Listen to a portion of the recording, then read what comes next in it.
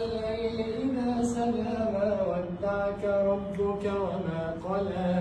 وللآخرة خير لك من الأولى ولسوف يعطيك ربك فترضى ألم يجدك يتيما فآوى ووجدك ضالا فهدى ووجدك عائلا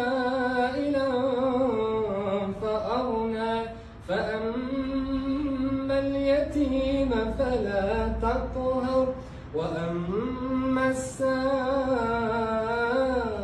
السائل فلا تنهر وأما بنعمة ربك فحدث.